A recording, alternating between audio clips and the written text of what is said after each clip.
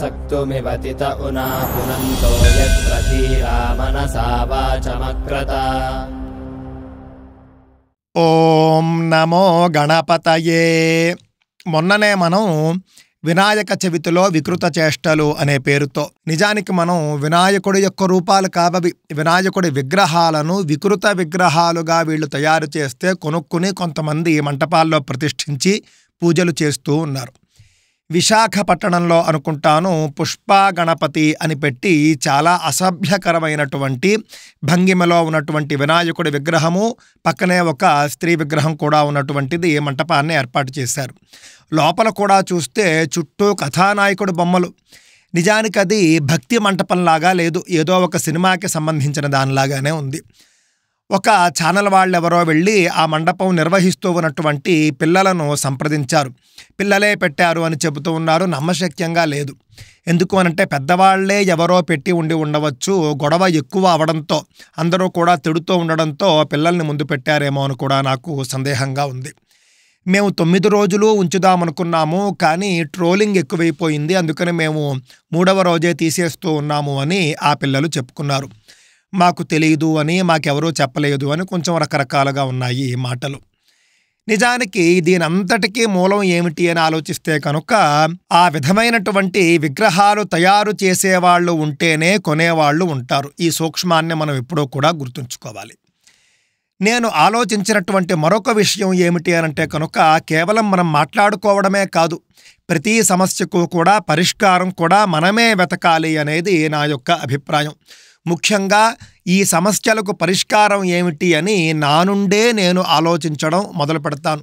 ఎవరో వస్తారని, ఏదో చేస్తారు అని నేను ఎప్పుడూ కూడా ఎదురు చూడను. నా మనస్సులో ఏముంది, భగవంతుడు నా చేత ఏమి చేయించబోతూ ఉన్నాడు, నేను ఏమి చేయగలను, ఈ విధంగానే ఎప్పుడూ నేను ఆలోచిస్తాను. అయితే వినాయకుడి నవరాత్రులు వచ్చేంత వరకు మనం ఏమి చేస్తున్నాము అని కూడా నాకు అనిపించింది. ప్రతి సంవత్సరము కూడా నవరాత్రులు మొదలయ్యాకో 2వ రోజో 3వ రోజో మనం ఈ విధంగా మాట్లాడుకుని వదిలేస్తూ ఉన్నాం. ఇలా కాదు, ఖచ్చితంగా వీటికి మనం చరమగీతం పాడాల్సిందే.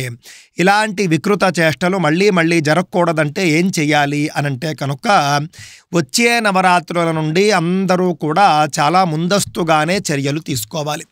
కనీసం 2-3 నెలల ముందు నుండే మొట్టమొదట ఎక్కడెక్కడ వినాయకుడి విగ్రహాలు తయారు చేస్తూ ఉన్నారో అక్కడికి వెళ్ళాలి. హిందుత్వవాదులైనా, హిందుత్వ సంస్థలైనా అక్కడికి వెళ్ళి ఏ విధమైనటువంటి విగ్రహాలు తయారు చేస్తూ ఉన్నారో చూడాలి. మనం ముందు చెప్పుకున్నట్లుగా ఏకదంతం శూర్పకర్ణం అనేటటువంటి ఆ శ్లోకంలో ఉన్న వినాయకుడే కాకపోయినప్పటికీ పురాణాల్లో ఎక్కడైనా చెప్పినటువంటి ఏదో ఒక రూపాన్ని పోని తెచ్చుకుని మంటపంలో పెట్టుకోవడాన్ని మనం ఒప్పుకోవచ్చు. కావున విగ్రహాలు తయారు చేసేవాళ్ళు వేద ప్రతిపాదితమైనవి, పురాణ ప్రతిపాదితమైనటువంటి విగ్రహాలు మాత్రమే తయారు చేస్తూ ఉన్నారా, లేకపోతే ఇష్టానుసారము ఈ విధంగా ఎక్కడ లేని గణపతులు కూడా తయారు చేసి అపహాస్యం చేస్తూ ఉన్నారా అని ముందే గమనించుకోవాలి. కనీసం 2-3 నెలల ముందు నుండే తయారీ కేంద్రాలకి మనం వెళ్ళాలి. తయారీ కేంద్రాలకు వెళ్ళి అక్కడ మంచి చెడు చూడాలి. వేరే విధమైనటువంటివి ఇప్పుడు మనం చూసినటువంటి సినిమా గణపతులు ఎక్కడ ఉంటే అక్కడ మనం వెంటనే ఖండించి అవి తీయించేయాలి. తీయించేసి ఇలాంటివి మీరు అమ్మడానికి వీల్లేదు, మీరు ఇదే విధంగా చేస్తే కనుక కలెక్టర్కో లేకపోతే పై అధికారులకో చెప్పి మీ యొక్క లైసెన్సులు రద్దు చేస్తాము అని చెప్పాలి. ఆ విధంగా తయారీ దగ్గరే మనం ఈ యొక్క వికృత చేష్టలను ఆపాలి. ఇంకొక విషయం కూడా నాకు అనిపిస్తూ ఉన్నది, పెద్దవాళ్ళు కూడా అన్న మాట ఏమిటి అనంటే కనుక ఈ విధమైనటువంటి అపహాస్యం చేసే గణపతి మూర్తుల్ని నిజంగా హిందువులే తయారు చేస్తారా అని కూడా కొంతమంది సందేహించారు. ఎందుకు అనంటే మన వాళ్ళు హిందూ యువతీ యువకులు భగవంతుణ్ణి ప్రేమిస్తారు. ఆరాధించినా ఆరాధించకపోయినా కూడా భగవంతుడంటే గౌరవం ఉంటుంది. నిజంగానే హిందువులు అనుకోండి, ఆ యొక్క బొమ్మలు తయారు చేసేవాళ్ళు వాళ్ళు ఈ విధంగా చేస్తారు అని నేను అనుకోవటం లేదు. అదేవిధంగా ఇలాంటి విగ్రహాలను తెచ్చి ప్రతిష్ఠించడానికి ప్రోత్సహించేవాళ్ళు వీళ్ళంతా కూడా మనవాళ్లేనా అని కూడా నాకు సందేహం వస్తూ ఉన్నది. పెద్దలు కూడా అదే మాట అంటూ ఉన్నారు నాతో. ఇతర మతాల వాళ్ళు అయ్యి ఉండవచ్చా, లేకపోతే ధర్మ వ్యతిరేకులు అయి ఉండవచ్చా, ఈ ముసుగులో వాళ్ళంతా కూడా మన ధర్మం మీద దాడి చేస్తూ ఉన్నారా అని కూడా సందేహంగా ఉంది. కావున మనం ప్రస్తుతానికి తొందరపడాల్సినటువంటి అవసరం లేదు. నవరాత్రులు ప్రారంభమైపోయాయి, మరికొన్ని రోజుల్లోనే ముగుస్తూ ఉన్నాయి కూడాను. కావున ఇప్పుడు తీసుకునే చర్యల వల్ల ప్రయోజనం ఉండదు. వచ్చే సంవత్సరం నుండి మాత్రం ముందస్తుగానే చర్యలు తీసుకోవాలి. విగ్రహాలు తయారు చేసేటటువంటి వాళ్ళు ఎవరైతే ఉంటారో వాళ్ళ వద్దకు మనం ముందుగానే వెళ్ళాలి. ఏ విగ్రహాలు తయారు చేస్తున్నారో చూడాలి. ఇష్టానుసారం కనుక వాళ్ళు తయారు చేస్తే అక్కడికక్కడే మనం ఖండించి పై అధికారుల దృష్టికి తీసుకుని వెళ్ళి హెచ్చరికలు జారీ చేయాలి ఖచ్చితంగా. ఆ విధంగా మనం చర్యలు తీసుకోవచ్చు. అంతేకాదు, వినాయక చవితి దగ్గర పడుతూ ఉన్నది అన్నప్పుడు అలాగే ముందు రోజు 2-3 రోజుల ముందు కూడా మండపాల వద్దకు కూడా వెళ్ళవచ్చు. ఏ విధమైనటువంటి విగ్రహాన్ని పెడుతూ ఉన్నారో మనం చూడవచ్చు. హిందుత్వ సంస్థలు ఎక్కువ మంది కలిసి వెళ్ళారనుకోండి, ఎవరైనా కూడా సమాధానం చెబుతారు. ఏ విధమైనటువంటి విగ్రహాన్ని పెడుతున్నారు అని మనం ఖచ్చితంగా అక్కడ తనిఖీ చేయవచ్చు. చేసి వాళ్లకు తగిన సూచనలు మనం చేయవచ్చు. కావున అందరూ మనవాళ్లే, మంటపాలు పెట్టేవాళ్ళు మనవాళ్లే, విగ్రహాలు ప్రతిష్ఠించే వాళ్ళు కూడా మనవాళ్లే అని నేను అనుకుంటూ ఉన్నాను. కానీ ఈ విధంగా వికృత చేష్టలకు పాల్పడేవాళ్ళు మనవాళ్లేనా అని సందేహం కలుగుతూ ఉన్నది. కావున వచ్చే సంవత్సరం నుండి ముందుగానే మేల్కొందాము. నా వద్ద నేను చేయవలసినటువంటి కార్యాచరణ ఏమిటి అని కూడా నాకు ఒక అవగాహన ఉన్నది, నాకు ఒక స్పష్టత ఉన్నది. అదంతా కూడా భవిష్యత్తులో నేను మీతో పంచుకుంటాను.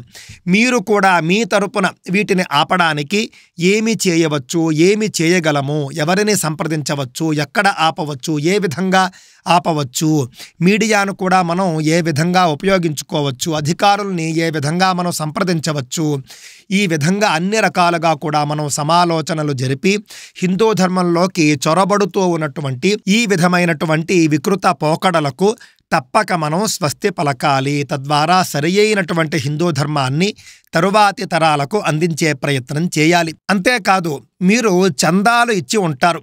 మేము గణపతిని పెడతాము అని చెప్పేసి పిల్లలో పెద్దలో వచ్చి చందాలు వసూలు చేసి ఉంటారు.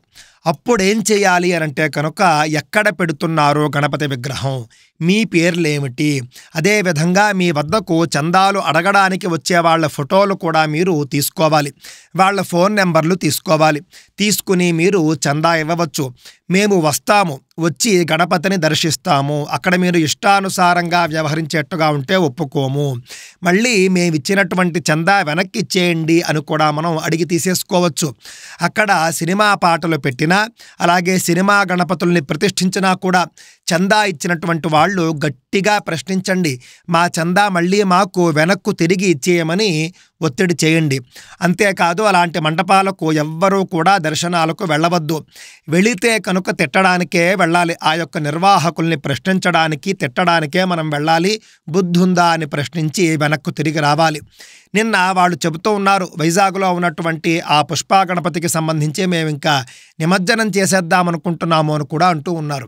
అలాంటి గణపతులకి నిమజ్జనం ఏమిటండి, అసలు పూజలే చేయకూడదు. ఎవరైనా బ్రాహ్మణుడు వెళ్ళి ఆ యొక్క గణపతికి పూజ చేసి ఉంటే మొట్టమొదటి దోషి కూడా ఇతను అవుతాడు.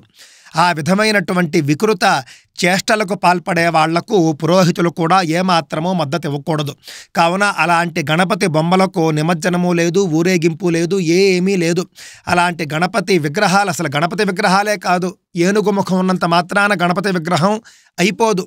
ఆ యొక్క పుష్ప మొదలైనటువంటి సినిమాల భంగిమల్లో ఏనుగు ముఖాన్ని పెట్టి గణపతి అని చెబుతూ ఉన్నారు అంతే. కావున అలాంటి గణపతులకు పూజలు లేవు, పురస్కారాలు లేవు, అలాంటి విగ్రహాలకు నిమజ్జనం కూడా లేదు. అలాంటి విగ్రహాలు పూర్తిగా ధ్వంసం చేసి పక్కన పడేయడమే తప్ప వేరే మార్గం కూడా లేదు. దృష్టిలో పెట్టుకోండి.